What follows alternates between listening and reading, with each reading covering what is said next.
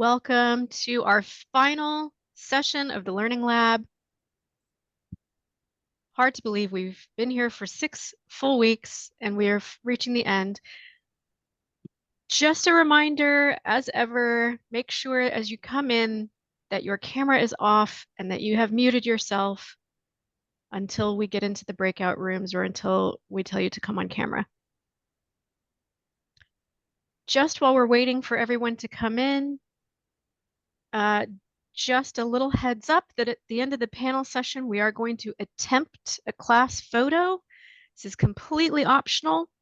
If you wish to be in the class photo, you'll have an opportunity to come on camera and participate. If you do not wish to be in the class photo, that's absolutely fine. Just keep your camera off and you will not be in the photo. But we'll give you a warning as we get there.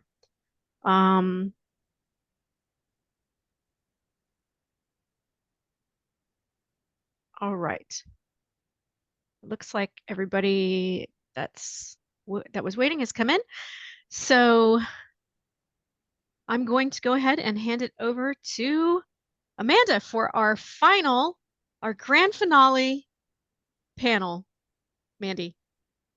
Thank you very much, Mercy. Well, hello and welcome everybody to the grand finale. And today we are going to be focusing on an important topic, another important topic, the active arbitrator combating guerrilla tactics and adopting proactive case management practices. We have one final stellar all-star lineup of arbitrators to introduce to you today. Please welcome Ceci Azar, Bernard Eder, and Shan Greer. Welcome to you all. Our first panel session, which will be moderated by me, will focus on combating guerrilla tactics. So let's get started with our first question. What sort of behavior might arbitrators encounter across the lifespan of arbitral proceedings? What examples of guerrilla tactics, whether intentional or inadvertent, have you faced in practice, and how do you deal with guerrilla tactics in practice? And my first question is for Bernard, please. Hello, greetings to everybody. I'm actually in Singapore at the moment, and I want to mention 4 topics or 4 areas of possible guerrilla tactics. One right at the beginning of the process and one right at the end. Starting at the beginning with the appointment process. Some of you will know, so the claimant will appoint his or her arbitrator, and then the respondent will appoint his or her arbitrator, and then generally speaking, the 2 arbitrators will engage and try to appoint the third arbitrator, the presiding arbitrator. That can take a huge amount of time. There are ways in which one or other arbitrator may create problems. I mentioned this right at the beginning because this is, I'm not sure a tactic, but a problem between the arbitrators. One knows that under the IBA guidelines, it is open for an arbitrator before he or she is appointed to discuss the procedure before the person's appointed. The question is, what do you do after that? And there are different modes of doing that, whether you speak to your appointor or not. I never do, but that is a big problem. The second one, I'll come to the end. The second one is witness statements. Guerrilla tactics, so a party puts forward a witness statement, and the other party then does not put forward perhaps any witness statement, or perhaps a relatively short witness statement, and then in what should be a responsive witness statement, in fact, that witness statement is not a responsive witness statement at all. It is a completely new statement. Mm. And then the other party complains bitterly of what I've just said. And then you get into a terrible row about what should then happen. Should the original or the other party then be entitled to serve a further witness statement or not? We can talk about it perhaps in the breakout session, but that is a real problem. Another really big problem is when a witness, for example, overnight is giving evidence, and you pause, you adjourn, and you come back in the morning. The normal case, an arbitrator will tell the witness that he or she mustn't speak to anybody about that person's evidence overnight. I've done a case where, as counsel, not as an arbitrator, where my lovely solicitor spoke to the witness overnight and said, "Don't worry, I will make sure that counsel asks the following questions in re-examination, and you will then be able to answer these questions. And this is what I will tell counsel to ask you and what you will say, please, in response." That is a real guerrilla tactic. And the question is, what do you do as counsel or as arbitrator if you discover that? The last and final one is right at the end of the case, or at the beginning and at the end. But at the beginning, the respondent does not nominate an arbitrator, does not participate in the arbitral process. An award then comes out. The arbitrator has decided to continue with the arbitration. The award comes out. There is no challenge at the seat of the arbitration, but then the respondent starts off new court proceedings in the foreign jurisdiction, in its own jurisdiction, to render the award and the arbitral process void. And what happens in that situation? So those are the four things that I would mention in terms of guerrilla tactics. They can completely derail the process, but I think I've run out of time. So those are my 4 points. Thank you very much. 4 excellent points. Let me turn the floor over now to Shan to see if she would like to add anything. Shan? Yeah, so I think Bernard has covered certainly some of the issues that I've seen. I think a few others that are more frequent, I think, is frivolous objections and asking for more time to prepare than is realistically necessary. And generally, I think the other side is hoping to delay the process and sort of rely on the, you haven't given me enough time for me to present my case, using that issue to pressure an arbitrator into granting the additional time. Another one that I think I have seen as of late is the use of the expedited procedure to pressure larger companies into settling. So I've had a case where $100,000 company or lawyers suing $1 billion company who has a standard term arbitration clause for several claimants who are $100,000 companies. And essentially what they do is they file their arbitrations under the expedited on the basis that they're going to pay less fees. And so in some of these cases, the respondent, who's a billion-dollar company, are now filing counterclaims to get it over the 100,000. And so both of them are alleging, oh, you're trying to use the rules to manipulate the process.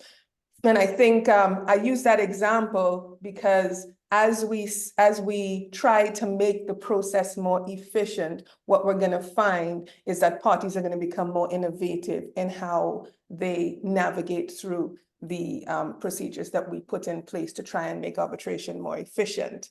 And I don't think, in fairness to counsel, that these are always necessarily guerrilla tactics. Cases start one way and they evolve throughout the process. And I think sometimes evidence came up that you didn't think of. And as the lawyer, when you're dealing with it, sometimes, you have to make these applications. So I don't think in every instance it's always necessarily a guerrilla tactic, but certainly those are some that I have seen. Thank you very much, Shan. There's definitely a fine line when it comes to what is and is not a guerrilla tactic. Let's turn now to our second question. What role do culture and legal background play? How do you determine whether problematic behavior crosses the line or is simply the result of a fundamentally different understanding of the arbitral process? And this time we're going to start with Ceci, please. Thank you. Thank you very much, Mandy. Very happy to be here. I'm joining from Mexico City. It's 6 o'clock in the morning.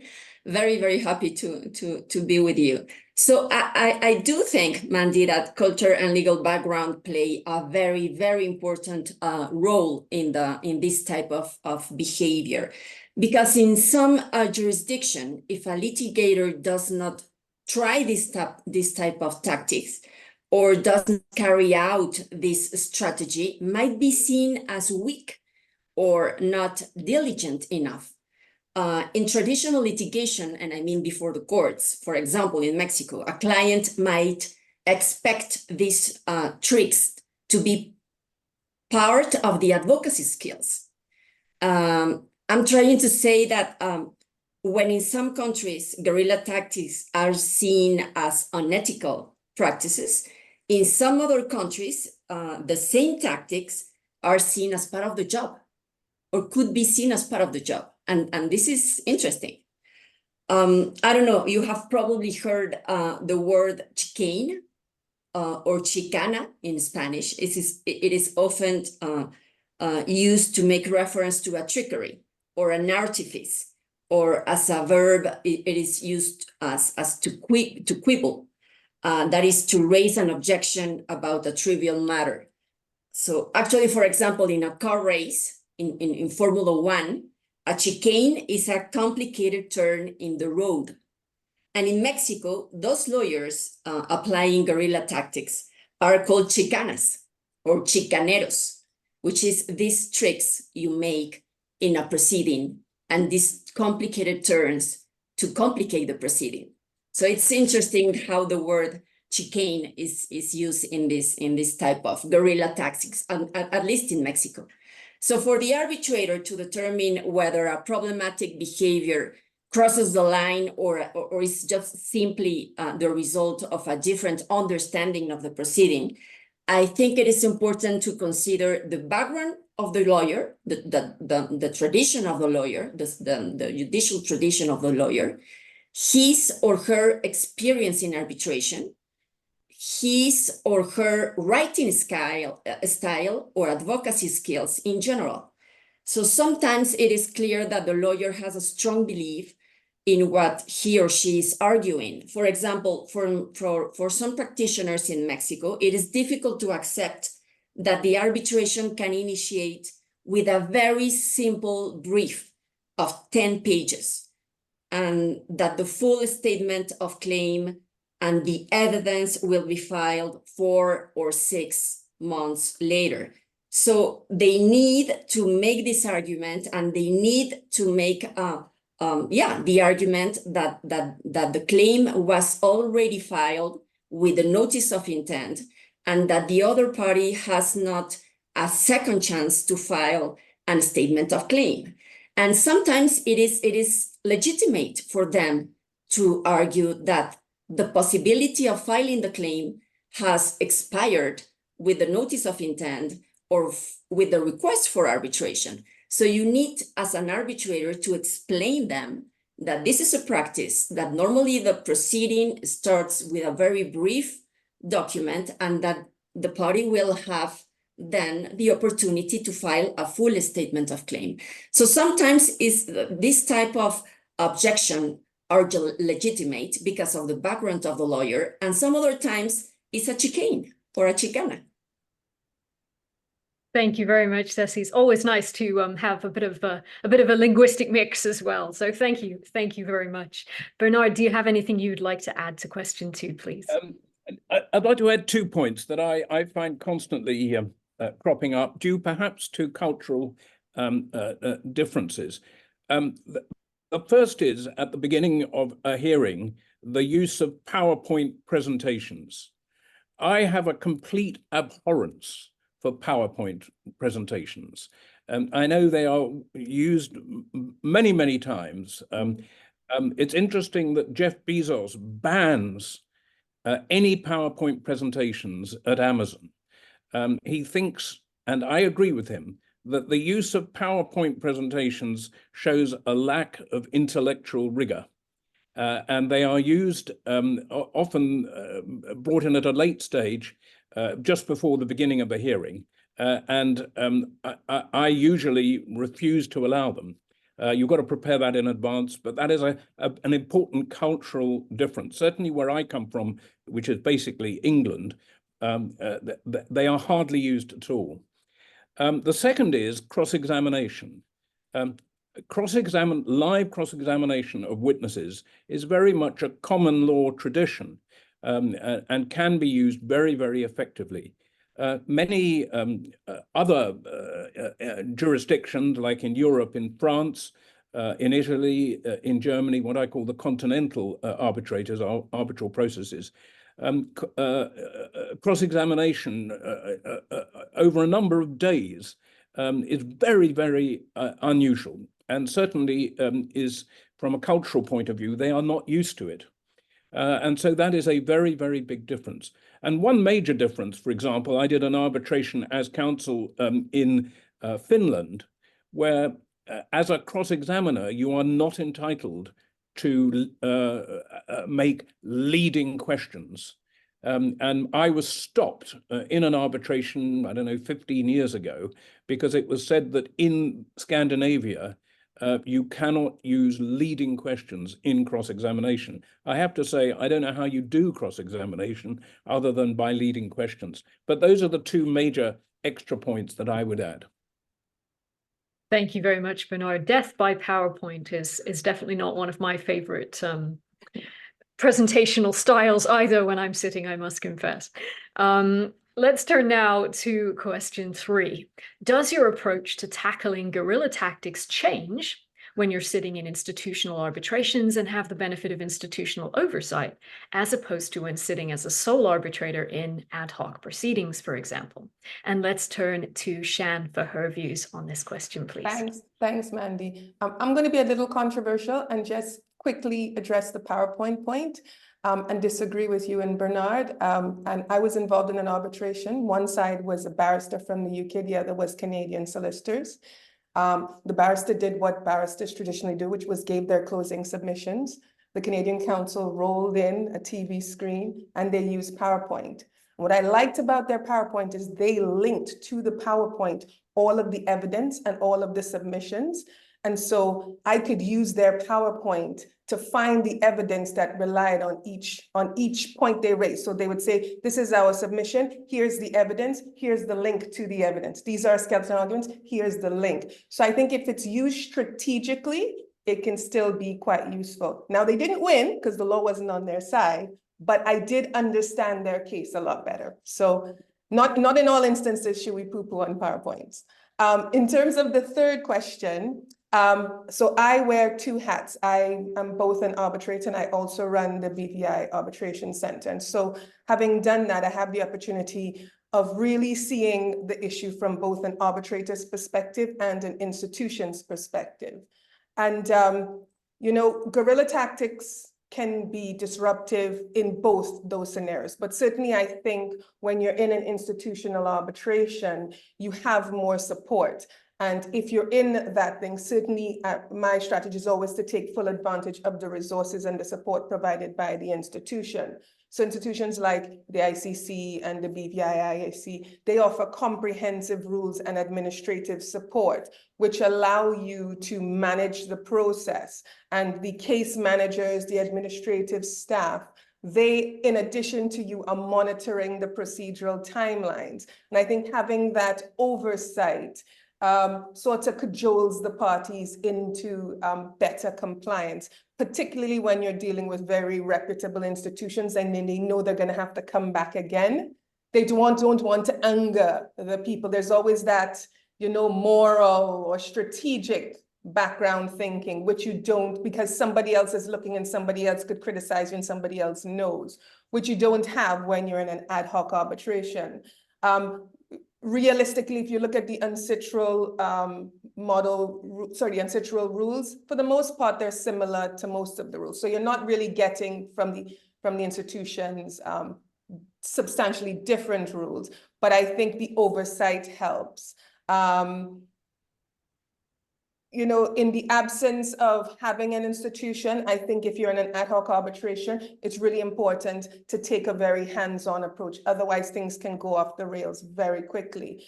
And I think the critical place to do that is in your first procedural order at the first case management conference. And for my part, I always try, if I think sanctions are going to be necessary, I generally try to send a draft order before the case management and get any sort of sanctions that I want in the order. So a typical one is setting out what happens if you want to ask for an extension of time. and the procedure and what the consequences of those will be. Because very often the rules aren't specific in that. And then later on, if they don't follow that, the threat of I'll challenge your award is dampened because they've agreed to it in the procedural rules. So you have that leverage to say, well, no, you agreed that an application would be made. Now, that's not to say that you may not necessarily grant the extension, but it gives you more weight to be able to do that back and forth to ensure that there's some level of legitimacy. And as I said, it dampens that threat that lawyers like to use. You know, if you don't give me time, I'm going to challenge your award. Thank you very much, Shan. Always nice to be able to rain on counsel's parade if you're going to be facing those sorts of challenging arguments as arbitrator. Let's turn the floor over now to Ceci for the last word on question 3, please. I totally agree with Shan, Mandy. I don't think my approach will be different in institutional cases and in ad hoc cases. Probably, as Shan mentioned, the difference would be that in institutional arbitration, it will be easier for the arbitrator to make reference to rules, to guidelines, to notes of the institution, and to invite the parties to take into account those rules. In ad hoc proceeding, you will need to do more reasoning in your procedural decisions, to do more like a sensibilization or culturalization of the parties towards the proceeding. It's interesting because sometimes, at least in Latin America, it's interesting to see that in ad hoc arbitration, you will probably find lawyers or law firms with less experience in arbitration than in institutional cases, probably because those firms or those lawyers were the one including the arbitration agreement in the contract, and they didn't have enough knowledge about the institutional support, and they preferred to go to an ad hoc arbitration. So it's interesting because you end up in an ad hoc arbitration with lawyers with less experience in arbitration. So you need to go through all the culturalization and sensibilization within the proceeding with the lawyers in terms of how to conduct the proceeding. So I think that would be the difference in the approach, but that's all. Thank you very much. Well, let me turn the floor over to Mercy now to lead our second panel on adopting proactive case management practices. Mercy, the floor is yours. Thanks, Mandy. Yes, you may have the best behaved counsel and parties in the world with the most pure motivations of getting the dispute resolved, but you still have to manage the case. So let's turn first to our first question. We're going to come back to Bernard. What sort of measures come to mind when we talk about being a proactive arbitrator? What tools are available to guide arbitrators who are keen to be proactive? Well, let me again start at the beginning and go to the end. The first thing I do when you read the parties' opening submissions, I often, not always, draw up a summary list of factual issues, expert issues, and legal issues. And I number them, issue 1, issue 2, issue 3, issue 4, based on the parties' pleadings and in their submissions. And I give it to the parties' counsel right at the beginning of the case and at the beginning of the hearing. And I will say to them generally, this is a working document, see if you agree it, see if you don't agree it, but that will form the basis of the award at the end of the day. And you will please, I tell them, please focus your submissions ultimately on those issues. Sometimes people like that, sometimes they don't, but that's the first thing I would normally do. The second thing is rather more dangerous, and that is you ask counsel in the middle of cross-examination the relevance of a particular point. I say dangerous because counsel will generally know their case better than you do. You can be sure of that. They may be asking questions and you may not be sure where it's going.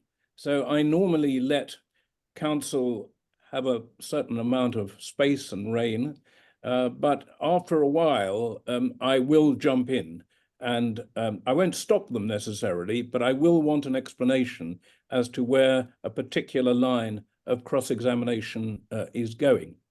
Importantly, and then I move on to the third point, that is directed at counsel. It's not directed at the witness. In the middle of evidence, it is certainly possible to be proactive and ask a witness to clarify an answer that he's given. I'm going to say I never do that, ever.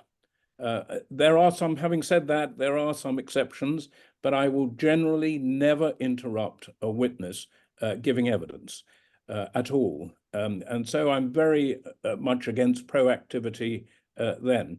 When you get to the end of the hearing, then the position is very, very different.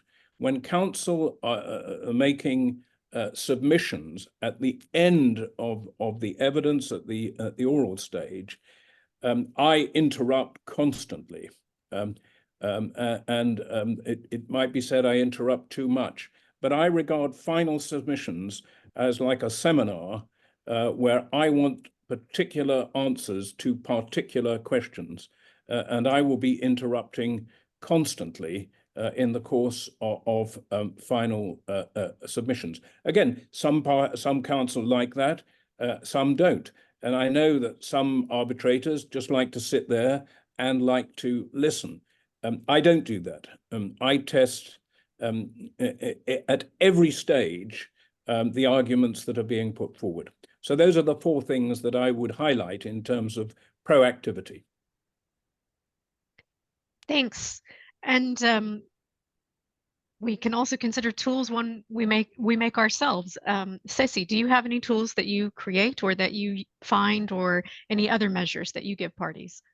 Thank you, Mercy. My recommendation will be to keep always in mind efficiency in terms of cost and in terms of time. I think efficiency is something that we need to have in the back of our mind all the time when deciding something and when conducting the proceedings. Always remember the duty of the arbitrator of promoting efficiency. So efficiency could be translated in different tactics and different tools, but it's a matter of keeping that in mind. For example, in the ICC, there are notes and guidelines that offer interesting tools to get an efficient proceeding. In my opinion, Mercy, the conduction of a comprehensive case management conference is crucial. And if you are facing an arbitration with rules that don't consider a case management conference, I would encourage the arbitrators to include a case management conference and to go through it, even if the rules are, of course, with the agreement of the parties. But I really think that the case management conference is very useful. And going through a comprehensive conference, I think it's an interesting tool and needs a proactivity from the arbitrators to design the agenda of the conference and go through it in a proper way. Another one would be the early identification of the issues in dispute and the type of evidence that the parties will produce.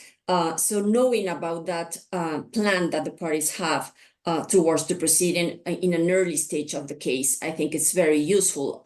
I just participated as arbitrator in a proceeding, for example, where one of the issues in discussion was the nature of the contract. It was an administrative law contract or a private contract, which is a difference in Latin America in some cases. So the parties offered expert evidence on administrative law and on civil law. And we, in both cases, we had both experts, administrative law experts and civil law experts.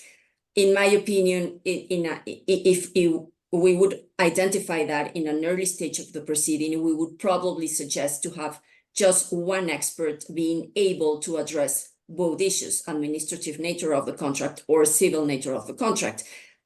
Because it was like that. I mean, we end up with 4 experts repeating the same theory or legal theory of the case. So identifying those type of issues in an early stage of the proceeding will be interesting for the arbitrator to handle a case more efficiently.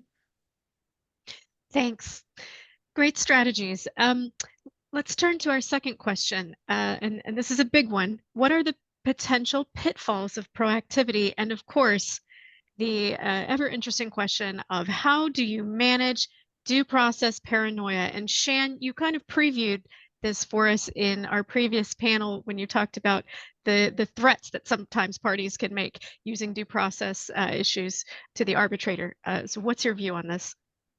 Yeah, I think one of the main risks associated with the proactive approach is the perception of bias.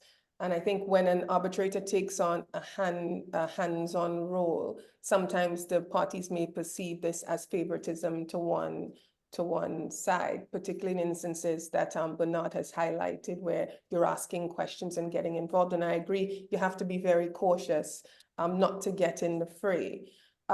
In terms of the dangers of proactivities, two examples that I have seen is one where one side is not as experienced in arbitration or is heavily leaning on their court experience. And then what you tend to find is the other side is better at using strategically the rules, not necessarily guerrilla tactics, but they're strategic with the rules and they perceive it as unfair because they don't understand the rules. And then there's this perception because you're agreeing with the other side a lot that there is a bias. And I say that because that particularly happens in a Caribbean context where you have international and regional firms and some are not experienced. And then there is this sense that of unfairness. And I think the second one is where there's a perception that the arbitrator is not as experienced, and then sophisticated lawyers will then try to bully you with the threat of, due process. I will challenge on due process. And the reality is these are not easy situations to deal with. And particularly when you're a new arbitrator, certainly I remember after you do your FCIArb course and they give you all these lists and you have all these things that, you tick off. And the reality is a lot of the situations you have, yes, they can give you some context and some understanding, but there's always going to be circumstances that don't show up exactly the way that, the scenario did on the FCIArb course. And so you're always going to be exercising a level of discretion because each case is going to be very different. And there is that shock factor because you see something, you haven't seen it before, and then you realize, oh my goodness, I need to make this decision. And that's a heavy weight because you are dealing with people's lives, potentially jobs, their businesses, their livelihoods, the company's success or failure, and whether it's a small or large claim, that's always at the back of your mind. And so I would always say, which sounds obvious, but isn't actually always practiced in reality, is resist the temptation to respond quickly, particularly to aggressive emails. Because when you get an aggressive email, the first thing is to say, hey, wait a minute, and respond back to defend yourself. And so I would say resist that temptation and really think about what it is that they're asking you to do and what the threats or not threats are, and how you can manage the process. And I think when you're juggling being proactive, also be mindful that you stay within your authority. And because arbitration is a very long process and there's a lot of to-ing and fro-ing, it's easy to get caught up in the emails exchange and not constantly remember that your authority is limited. And so whenever I type an email, or whenever I write a procedural decision, before I click the send on the email, I always ask myself, can I do this? And if I don't have an automatic yes in my head, I always go back to the rules and double check, because these are easy things when, all these emails are going, it's easy to forget because parties are asking you to do things, applications. And sometimes because both parties have responded, there's an assumption that what you're doing can be done. And of course, the parties aren't necessarily going to challenge it then, but later on, as it goes on, that can happen. And certainly I know early on in my career, I had a fairly large case and I made a decision and then it went to appeal. Thankfully, I managed to survive it, but For those 2 years, it was very unpleasant because you keep thinking, did I make the right decision? And I think that's where this paranoia comes from, because nobody wants to be told that they're wrong by an appealing authority. And in terms of dealing with that, you know, that's what you bought into. So, you know, you're gonna have to suck it up and take that anxiety as part of it. But in terms of mitigating the risk, I would suggest when you're making decisions, even when they seem very small, always keeping a written record and sending that to the parties, particularly ones that you think there is a risk that you will be challenged, so that there is an explanation that a court can see as to why you did. And it's also why it's very important not to be lean on your procedural awards and the procedural part of your award. And I always suggest also that you draft those as you go along, because it makes it a little easier than trying to go back at the end of the process to write it out if you don't have a tribunal secretary. Thanks, Shan.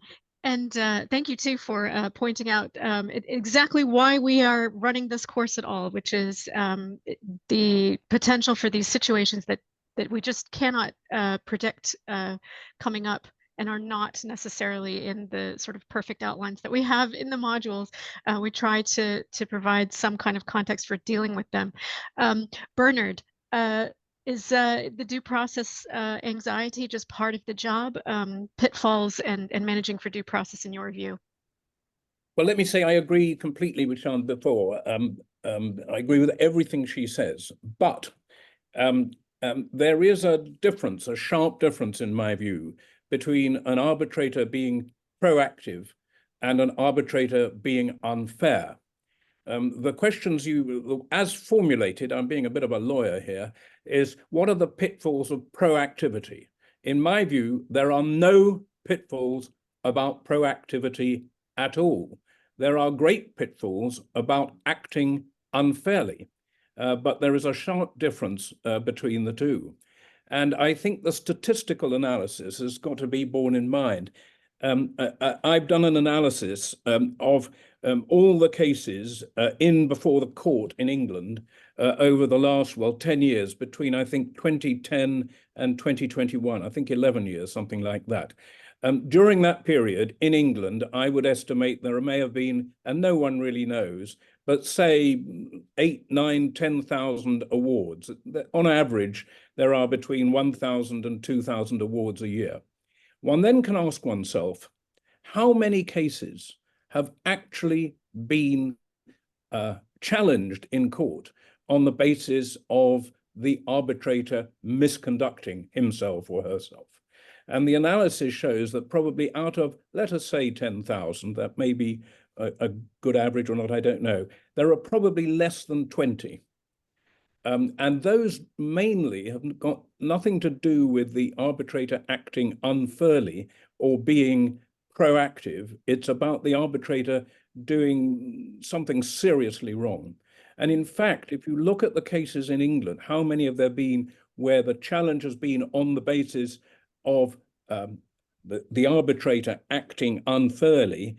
They're virtually minuscule, more than minuscule.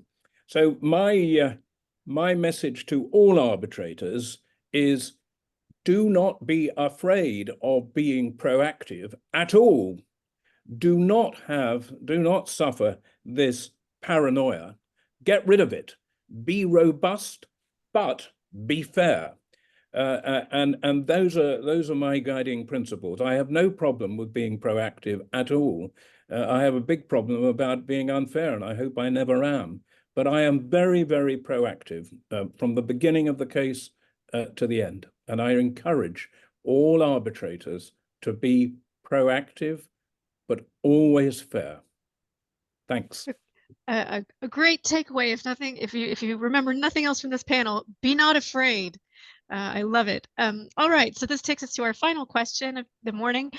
How proactive can arbitrators get when it comes to encouraging settlement or the use of hybrid procedures such as MedArb? And to what extent does legal culture, again, play a part? Let's turn to you, Ceci, for this. Marcy, and I totally agree with Bernard about the proactivity, but probably this could be an exception, in my opinion. I think the level of proactivity depends in this particular tool of encouraging settlement would depend on the applicable rules, the lex arbitri, and the rules that the arbitrator and the parties have determined at the beginning of the case. In my opinion, if there's no express provision considering the intervention of the arbitrator or express agreement from the parties for the arbitrator to promote a settlement, I would not suggest to do so. I once acted as mediator as part of an arbitration where I was sitting as presiding arbitrator. And it was because the rules include such a provision. I'm referring to the rules of Camp Santiago in Chile. The rules include a specific stage of the proceeding where the arbitral tribunal starts a negotiation or mediation window with the parties. So that would be the only case if the rules provides for such a stage. Otherwise, I think it's risky and very delicate to promote a settlement and to act as someone that is encouraging the parties to settle. If you do so and the party reaches a settlement, fine. But if they don't, and you have already participated as mediator when acting as arbitrator, it would be complicated to turn hats in the other way afterwards without a settlement, because you have already heard, I don't know, probably during the mediation stage, part of the information of the case from the parties that will be interesting or I don't know, delicate for you to know as arbitrator. So I think it's very delicate and it's something to take very carefully. All right, and Shan, we're going to turn to you for the final word. Yeah, well, I have to be honest, I've never participated in any of these hybrid procedures. And to be frank, the thought of having to do so gives me a high level of anxiety. During the arbitration process, I tend to take a wide berth in getting too involved in encouraging settlement, because I'm always concerned that the parties are going to take that as a sign that I have prejudged the issues, particularly in the later stages of the process. And I'm going to declare my bias. When I was attorney, I absolutely hated it when judges or arbitrators asked me if I had considered settlement. Firstly, because it instills a level of panic in you thinking, is there something that I haven't thought about? But even worse, then you have either a client poking you in the back saying, look, what did he mean by that? Or in-house counsel saying, you know, is there something that do we need to look at this case again? And so I think it's important to put trust in the lawyers that they have done their job. And if they thought that there was settlement, that they would have done it. Now, having said that, I know that legal culture plays a critical role in the extent to which these are acceptable. And because a large part of my practice has been in the Caribbean, we tend to have a culture of not these sorts of hybrid wouldn't be acceptable or are less encouraged in our region. It's not something that we're comfortable with. And I think it's because in a lot of the islands, they're small communities in any event. So we're hypersensitive to conflict because they can happen so often.